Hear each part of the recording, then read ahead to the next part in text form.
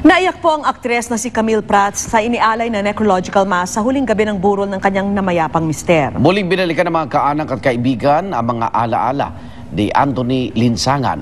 Live mula sa Taguig, saksi si Kata Tibayan. Kata? Mapagmahal na asawa at ama, responsableng anak at mapagkumbabang kaibigan. Ganito inalala ng mga kaibigan at kaanak ng yumaong asawa ni Camille Prats sa huling gabi ng kanyang burol.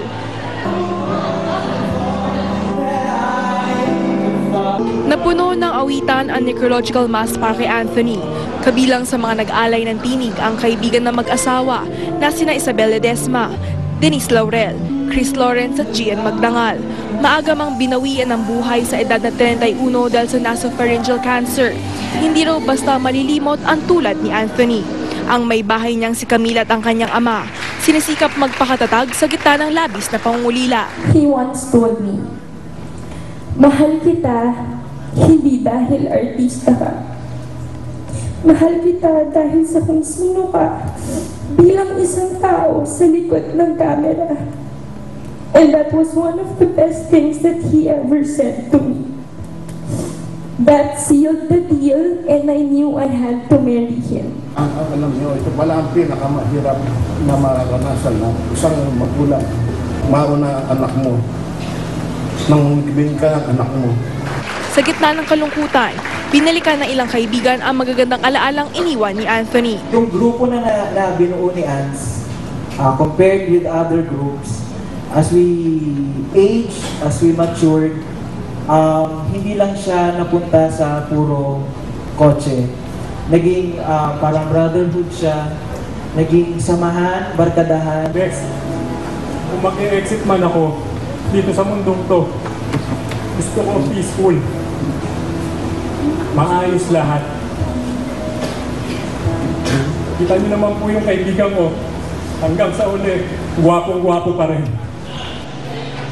Yes, Igan, Vicky, bukas nakatakdang ilibing si Anthony Linsangan sa Manila Memorial Park sa Dasmariñas, Cavite. At yan muna ang latest updates mula dito sa Taguig. Ako si Kata Tibayan, ng inyong saksi. At narito naman po ang mabilis na sulyap sa iba pang balita. Nagkilos protesta ang mga empleyado ng Korte Suprema, Court of Appeals at iba pang abogado sa harap ng kataas-taasang hukuman kanina. Suot ang mga itim na pantaas, tinututulan nila ang umano'y maliit na budget na inilaan sa judiciary para sa susunod na taon. 20 billion pesos ang hinihing budget ng judiciary pero 15.6 billion pesos lang daw ang nasa proposed budget.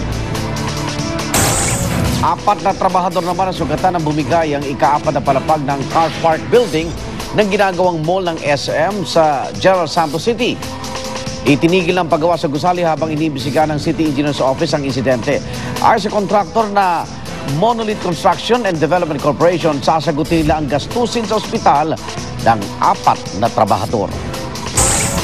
Samantala, 13 hinihilalang rebelde at 2 sundalo ang patay sa bakbakan sa Talipaw, Sulu. Ayon sa AFP, mga miyembro umano ng grupong Aulia na hinihinalang may kaugnayan sa Abu Sayyaf ang mga napatay. 6 na sundalo pa ang sugatan sa sagupaan. Sa iba pa rin balita, nabulabog po ang ilang residente ng may bumagsak na bagay sa Palayan sa Barangay Dado sa Panay, Capiz. Kwento nila parang bolang apoy daw na bumulusok ang bagay.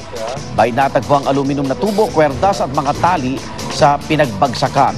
Paniwala po ng ilang residente, bahagi ito ng nag-crash na satellite ng NASA, bagay na iniimbestigahan na po ng TOST. Pero ayon sa pulisya, posibleng bahagi lang daw ito ng isang homemade air balloon.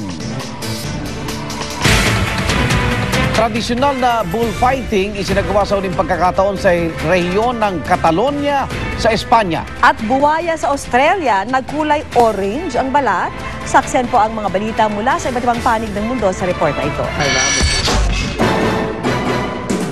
77 pambihirang hayop na tinatawag na pangolin ang nasagip ng isang customs officer sa Thailand bago dalhin sa China para gawing pagkain o aphrodisiac. Arestado naman ang driver ng truck kung saan nakita ang mga pangolin.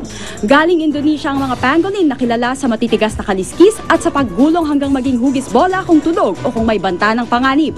Sakaling maibenta, papalo ng $32,000 o mahigit 1 milyong piso ang kabuuang halaga ng mga ito sa black market. Magkahalong saya at lungkot ang nadama ng fans ng bullfighting sa labang ito sa pamosong La Monumental sa Barcelona, Spain. Ito na kasi ang pinakahuling bullfight doon. Gayon din sa buong rehiyon ng Catalonia dahil magiging epektibo na ang batas na ipinasa ng Catalan Parliament para ipagbawal ito. Gayunman, iaapela pa rin daw ang ban ng mga Espanyol na tinuturing na sining at mahalagang bahagi ng kultura ang bullfighting. Pero para sa mga tutol sa bullfight, malaking tagumpay raw ang ban na pipigil sa ginagawa umanong pagpapahirap sa mga toro. Di man sanlaki ng higanting buwayang si Lolong, agaw pansin pa rin ang pet crocodile na si Snappy sa Australia. Nagkulay orange kasi ang ilang bahagi ng balat nito. Hinala ng caretaker ni Snappy, baka nakaapekto sa kulay niya ang pagtaas ng pH o acidity level ng nilulubluban niyang tubig. Dahil daw ito sa pagkasira ng filter ng tubig matapos kagatin ni Snappy. Pero malusog naman daw si Snappy at inaasahang babalik din sa natural niyang kulay berde. Para sa saksi, Rosetti Rivera nag-uulat.